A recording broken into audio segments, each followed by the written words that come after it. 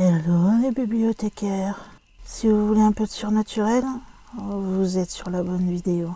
Surtout, n'oubliez pas de vous abonner, cliquez sur la cloche et laissez un petit like sur la vidéo. Ça fait toujours plaisir. Et maintenant, ouvrez bien vos oreilles. Je tenais à vous écrire, car l'histoire que j'ai vécue, certes terminée aujourd'hui, m'a marqué à vie. Tout a commencé le 28 juillet 2008.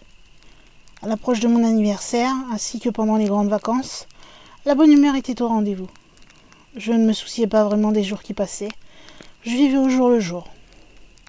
Mais avant de vous raconter mon histoire, je tenais à me présenter. Je m'appelle Alexandre et j'ai 19 ans. Lorsque j'ai vécu mon histoire, j'avais 10 ans. À cet âge-là, on ne s'occupe pas vraiment du monde autour de nous. Et mon expérience m'a changé à jamais. Aujourd'hui, ma vie a repris son cours normal, mais je n'arrive toujours pas à me débarrasser de ce souvenir. Il me hante au plus profond de mon âme. Vous avez sûrement un souvenir de ce genre, ce souvenir qui vous empêche parfois de dormir. Les semaines, que dis-je, les mois qui ont suivi ce cauchemar étaient horribles. Il m'arrivait régulièrement de faire des nuits blanches, volontairement, car je redoutais la nuit, notamment l'obscurité. Je revoyais sans cesse ce monstre. Vous devez sûrement vous demander maintenant de quoi je parle. Eh bien, laissez-moi vous raconter. Comme je vous disais, tout commença le 28 juillet 2008. À cette époque, je jouais presque toute la journée aux jeux vidéo, surtout la nuit, enfin, jusqu'à cette fameuse nuit. Comme toutes les nuits, je jouais à Oblivion. J'avais vraiment accroché avec ce jeu. J'avais une autre vie là-dessus. Le soir, en rentrant des cours, je jetais mon sac par terre et je me lançais dans le jeu. Mais cette nuit-là, ce fut la nuit de tous mes cauchemars. Je vécus ma plus grande peur. Il devait être à peu près 2 heures du matin. Ma gorge était sèche et ma bouteille d'eau était vide. J'ai donc décidé d'aller chercher dans la cuisine un verre d'eau. Le robinet de ma salle de bain avait un problème. Si seulement j'avais rempli ma bouteille d'eau plus tôt. Je ne pouvais pas allumer la lumière des escaliers car mes parents avaient laissé leur porte ouverte. Et je ne voulais surtout pas les réveiller. Ils m'auraient grondé, ils ne savaient pas que je jouais la nuit. Je me suis donc rendu dans la cuisine. Mon chien, lui, dormait et ronflait comme un moteur. J'ai ouvert le robinet et j'ai rempli ma bouteille. Mais en me retournant pour remonter, je vis une ombre du coin de l'œil. Étant donné que les volets de ma cuisine donnaient sur mon jardin, on les avait laissés ouverts. La lune éclairait un peu la cuisine. C'est alors que j'entendis des bruits de pas légers. Pas ceux de mes parents. J'avais des terreurs nocturnes depuis mon enfance. Alors je m'imaginais les pires choses. Je me suis caché derrière la table. C'était seulement mon chien qui entrait. Je m'approchais de lui.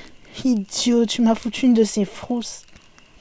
Mais en fait, j'étais rassurée de le voir. J'étais tellement rassurée de savoir que ce n'était pas une créature ou je ne sais quelle connerie. Lorsque je remontais les escaliers, je vis une chose me regarder. Mes yeux s'étant habitués à la lumière, alors je la voyais un peu. Mais là, ce n'était pas mon chien. Cette chose me fixait. Mais après ce qu'il venait de se passer, je gardais mon calme et je montais les escaliers. Après tout, quand on est gosse, le noir nous fait voir des choses étranges.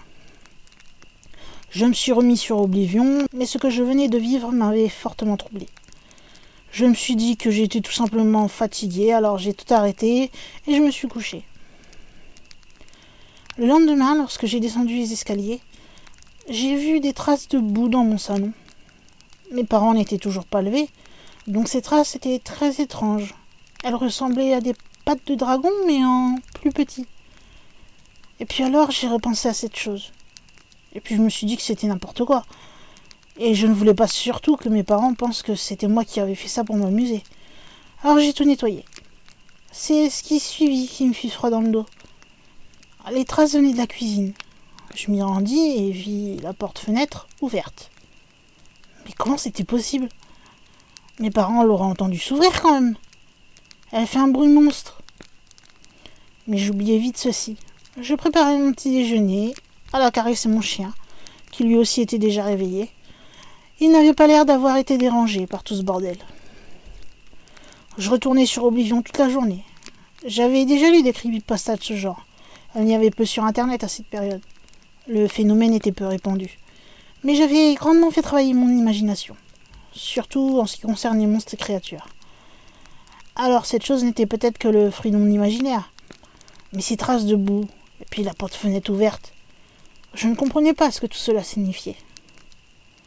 La nuit suivante, je pris ma lampe spéciale anti-monstre. C'était tout simplement une lampe très éclairante, et je descendis dans le salon. Ma curiosité dépassant ma peur, et je me disais que si ce monstre existait, eh bien, qu'il se montre après tout. Je ne croyais pas aux fantômes et autres phénomènes paranormaux de ce genre. Alors je n'avais pas vraiment peur. Puis mon chien était là après tout, couché, mais réveillé. Il s'approcha de moi pour demander des caresses. Je m'assis sur la table basse et pris mon chien à côté de moi. Malgré tout, il me rassurait. Et si ce monstre existait vraiment? S'il venait à se montrer, qu'est-ce que je ferais?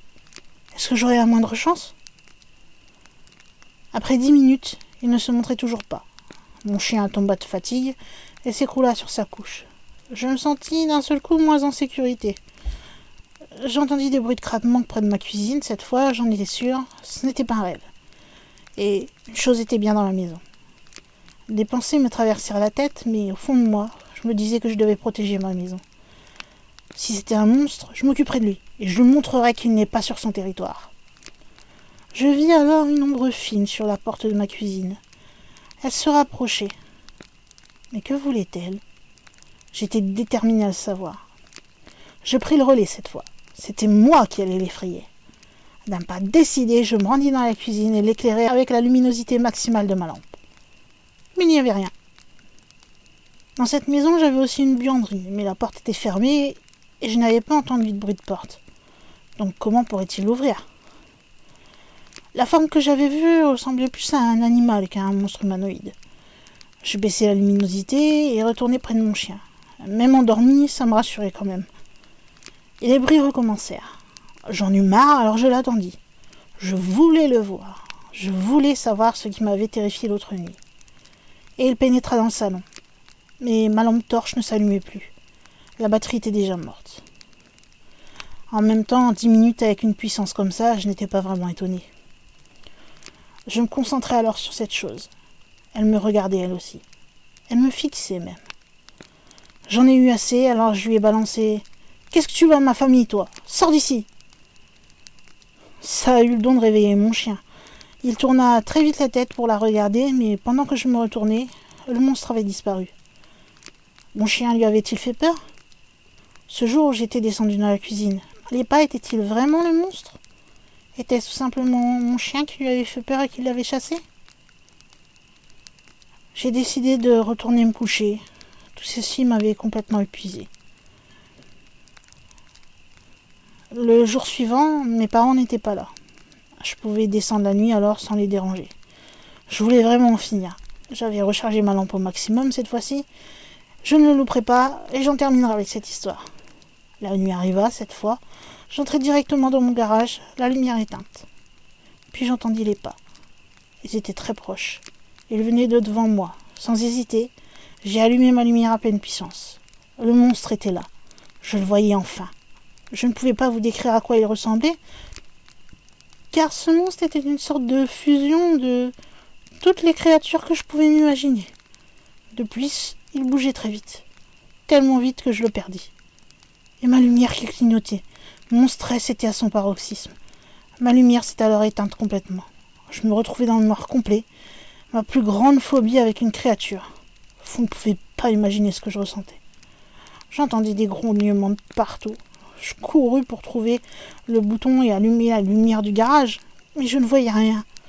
J'avais peur, j'appelais mon chien en criant. Lui seul pouvait m'aider. Alors j'entendis un bruit derrière moi. C'était ce monstre.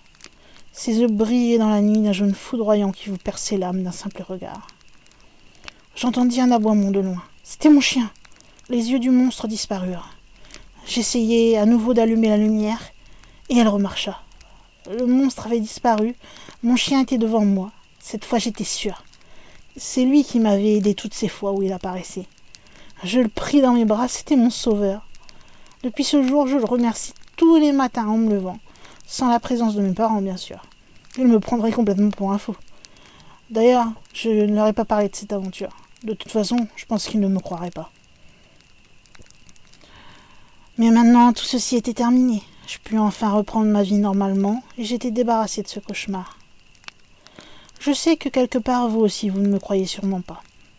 Rappelez-vous, n'avez-vous jamais senti une présence maléfique lors de votre enfance en essayant de dormir ? Ce n'était peut-être pas que votre imagination. D'ailleurs, si vous entendez des bruits la nuit, restez sur vos gardes.